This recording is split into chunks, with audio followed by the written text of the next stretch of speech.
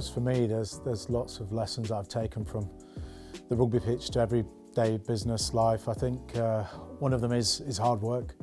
You're not going to get an awful lot done unless you're prepared to roll up your sleeves and get stuck in. And for me, if you can have a good attitude, having the right attitude and being humble makes a huge difference.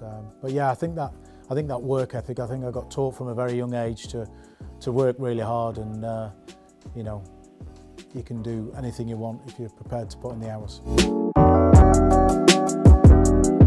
I think in order to build mental resilience, you have to go through a few challenges, and sometimes it's understanding that making mistakes is part of going forward and getting better. So without having gone through a lot of challenge that I've done through a rugby pitch through my life, then I wouldn't be at the place that I'm at now. So I'm quite at peace with myself in terms of all those experiences I can now use to be better going forward. For me, to be able to handle pressure and anxiety, it's been the work that I've put in. So for example, playing under the spotlight of professional sport with 90,000 people watching in the stadium, how do I get confident trying to catch a ball when it's windy, raining, the conditions are horrible? Well, I do that by the preparation that I put into it. Through the week, it's putting in the hours, it's going out there when it's hailing, windy, rainy, and getting myself being comfortable when I'm uncomfortable. So the more I can put in the preparation, if you're not prepared, don't expect to be able to deliver when it really counts. So for me, everything is about the process, preparing well and making sure when you turn up on the day, you're able then to deliver.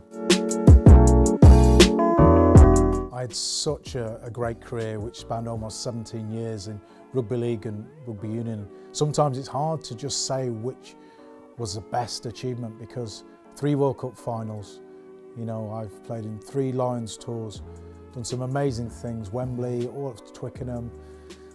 But I have to say, if it really boils down to one thing, it has to be winning the World Cup in 2003. To play in 3 World Cups is something special, but World Cups is all about winning.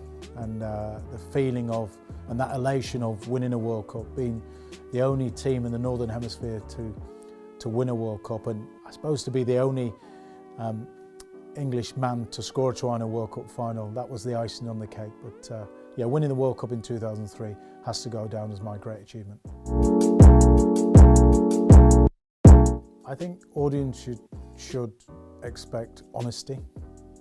I've had success more than most will ever have, but I also realise that in order to get to that successful place, I've had a lot of challenges. I think it's really important to share those challenges so that everybody realises there's no quick fix. There's no easy way. There's a lot of sacrifices you have to make on a daily basis. There's times where, despite all the trophies, there's a lot of times where you get it wrong and you make mistakes. But those mistakes are key to getting better. And if you can keep working on those things and get better, then you can achieve some of the ultimate goals, and which I've done in sport. So yeah, I think they'll be inspired, motivated, but they'll see a side of me that not many people know about, but I'm sure it's one that they can relate to, and I'm pretty convinced that they'll really enjoy it.